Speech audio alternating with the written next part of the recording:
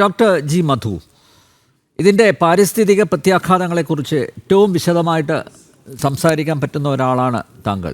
നോക്കൂ, ഞാൻ മനസ്സിലാക്കിയത് കണ്ണ്, ത്വക്ക്, ശ്വാസകോശം, വൃക്ക, കരൾ എന്നിവയെ ബാധിക്കുന്ന ഹൈഡ്രോ ബ്രോമിക് ആസിഡ്, അതുപോലെ ത്വക്കിൽ അലർജി ഉണ്ടാക്കുന്ന പാരാഫോർമാൽഡിഹൈഡ്, പിന്നെ ആൽക്കഹോളുണ്ട്, സൾഫറുണ്ട്, പൊട്ടാസ്യം നൈട്രേറ്റ് ഉണ്ട്, ചാർക്കോൾ മിശ്രിതമുണ്ട്, മീഥൈൽ മെത്താക്രിലേറ്റ്, ഡൈ എത്തിലിൻ ട്രയാമിനുണ്ട്, ട്രൈക്ലോറോ ബെൻസീനുണ്ട്, ക്ലോറോ അനിലിനുണ്ട്, മെട്രാനെട്രോ ടൊളുവിൻ എന്നിവയൊക്കെ മനുഷ്യർക്കും കടൽ ജീവികൾക്കും സമുദ്ര സമ്പത്തിനും വിനാശകരമല്ലേ? ഇതിൻ്റെ പാരിസ്ഥിതിക പ്രത്യാഘാതം അതൊന്ന് വിശദീകരിക്കാമോ?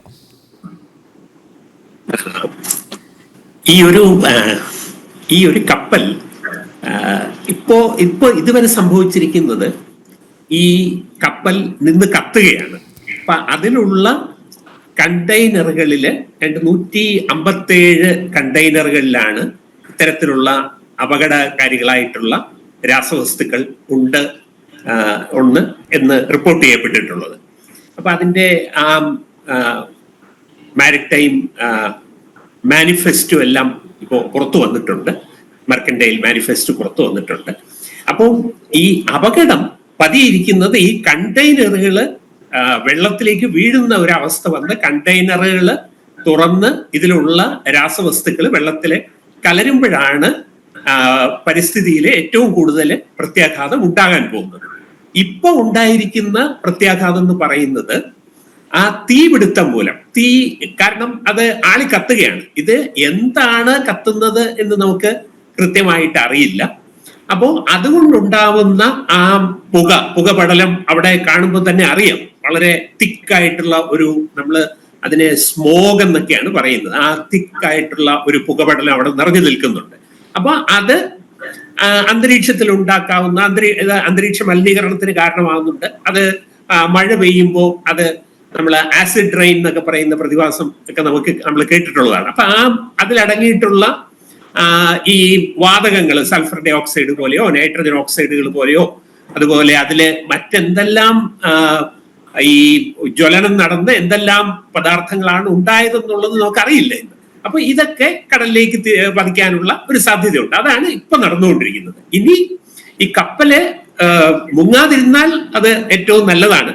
പക്ഷെ കപ്പൽ മുങ്ങുന്ന അവസ്ഥ, കണ്ടെയ്നറുകൾ വെള്ളത്തിലേക്ക് വീഴുന്ന ഒരവസ്ഥ വന്ന് ഈ രാസവസ്തുക്കളെല്ലാം വെള്ളത്തിൽ കലരാൻ ഇടയായാൽ അത് പാരിസ്ഥിതിക പ്രത്യാഘാതങ്ങൾക്കിടയാവും. അപ്പൊ ആ പാരിസ്ഥിതിക പ്രത്യാഘാതങ്ങൾ ഇതില് നമ്മൾ മനസ്സിലാക്കുന്നത്, ഇതില് ഏതാണ്ട് ഒരു 6 തരം രാസവസ്തുക്കൾ, 6 തരം പദാർത്ഥങ്ങളാണ് ഉള്ളത്.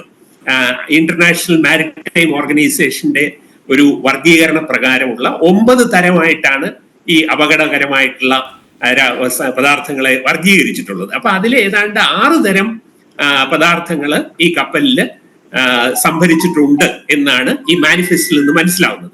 അപ്പൊ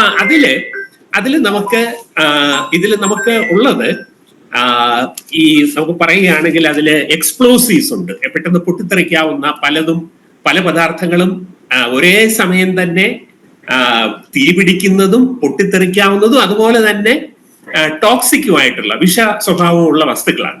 അതുപോലെ തന്നെ ഇതില് പലതരത്തിലുള്ള തീ പിടിക്കാവുന്ന ദ്രാവകങ്ങളുണ്ട്. ദ്രാവകങ്ങള് അതില് ഈ നേരത്തെ നമ്മൾ പറഞ്ഞ പലതും ദ്രവരൂപത്തിൽ സംഭരിക്കുന്നതാണ്. അതുപോലെ തന്നെ അത് തീ പിടിക്കാം. പിന്നീടുള്ളത് തീ പിടിക്കാവുന്ന ഖരപദാർത്ഥങ്ങളുണ്ട്. ചില വസ്തുക്കളെല്ലാം ഖരപദാർത്ഥങ്ങളായിട്ട് സ്റ്റോർ ചെയ്തിട്ടുണ്ട്. അപ്പൊ അത് തീ പിടിക്കുക. അത് തന്നെ ചിലതെല്ലാം ഇത് അന്തരീക്ഷത്തിൽ പുറത്തു വന്നാൽ തന്നെ ഉടനെ തന്നെ തീ പിടിക്കാൻ സാധ്യതയുള്ള, നമ്മൾ പുറത്തു വന്നാൽ തീ പിടിക്കാൻ സാധ്യതയുള്ള വസ്തുക്കളുണ്ട്. അതുപോലെ ആണ് ടോക്സിക് ആയിട്ടുള്ള, വളരെ അപകടകാരികളായിട്ടുള്ള വസ്തുക്കൾ, ടോക്സിക് ഗുഡ്സ് ഉണ്ട്.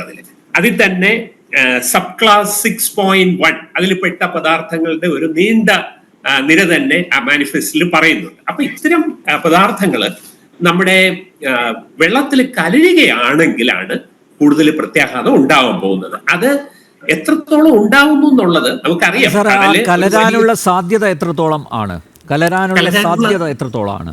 കലരാനുള്ള സാധ്യത അത് ഈ നമ്മള് ഈ കപ്പൽ മുങ്ങുമോ ഇല്ലയോ എന്നതിനെ ആശ്രയിച്ചാണ് ഇതിരിക്കുന്നത്. അതുപോലെ കണ്ടെയ്നറുകൾ വെള്ളത്തിൽ വീഴുമോ, അപ്പൊ അത് നമുക്ക് ഇതുവരെ കിട്ടിയിട്ടുള്ള വിവരങ്ങൾ വെച്ച് ഒടുവിൽ വരുന്ന വാർത്ത, അതായത് ഈ കപ്പലിനെ ആഴക്കടലിലേക്ക് കൊണ്ടുപോവുകയാണ്, അതിനുള്ള ശ്രമം നടന്നുകൊണ്ടിരിക്കുകയാണ് ഇപ്പോൾ. നടന്നുകൊണ്ടിരിക്കുകയാണ് അല്ലെ, ആഴക്കടലിലേക്ക് കൊണ്ടുപോകാനുള്ള. അല്ല, അങ്ങനെ കൊണ്ടുപോവുകയാണെങ്കിൽ നമ്മുടെ തീരപ്രദേശത്ത് ഉണ്ടാകുന്ന ഇതിന്റെ ഒരു ഇഫക്റ്റ് ഉണ്ടല്ലോ, അത് കുറയുമോ, അത് ലഘൂകരിക്കാൻ പറ്റുമോ? അതെ, ആഴക്കടലിലേക്ക് പോവുകയാണെങ്കിൽ നമ്മുടെ തീരപ്രദേശങ്ങളിലേക്ക് ഇത് വരാനുള്ള സാധ്യത കുറയും, തീർച്ചയായിട്ടും അത് കുറയും.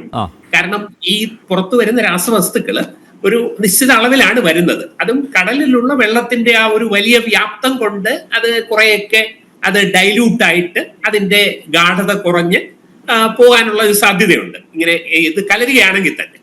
കാരണം കടലിലെ അടിയൊഴുക്കുകളും അതുപോലെ വേലിയേറ്റം, വേലിയിറക്കം, ജലപ്രവാഹങ്ങൾ, അപ്പൊ അതുകൊണ്ടൊക്കെയുള്ള. പക്ഷേ എങ്കിലും ഈ ജലജീവികള്, മത്സ്യങ്ങളും മറ്റുമൊക്കെ ഇതുമായിട്ട് സമ്പർക്കത്തിൽ വരില്ല എന്ന് നമുക്ക് പറയാൻ പറ്റില്ല. കാരണം അവിടെ ആ കപ്പലിന്റെ ചുറ്റുമുള്ള ഒരു പ്രദേശത്തെങ്കിലും അവിടെയുള്ള ജീവജാലങ്ങളെ ഇത് പെട്ടെന്ന് തന്നെ അത് ഈ സ്പില്ലേജ് ഉണ്ടാവുകയാണെങ്കിൽ അത് അവയെ ബാധിക്കാനുള്ള സാധ്യത വളരെ കൂടുതലാണ്. അങ്ങനെയുള്ള മത്സ്യങ്ങൾ വഴി, ആ മത്സ്യബന്ധനം, മത്സ്യങ്ങൾ വഴി മനുഷ്യനിലെത്തുക, ആ ആഹാര ശൃംഖലയിലൂടെ അത് എത്താനുള്ള ഒരു സാധ്യതയുമുണ്ട്. അപ്പൊ അതെല്ലാം നമുക്ക്, എനിക്ക് തോന്നുന്നത് ഈ ഒരു ഷിപ്പിനെ ഇത് എത്രത്തോളം ഇതിപ്പോ പുറംകടലിലേക്ക് കൊണ്ടുപോവുകയാണെങ്കിൽ അതിന്റെ ഉദ്ദേശം എന്താണെന്ന് മനസ്സിലാവുന്നില്ല.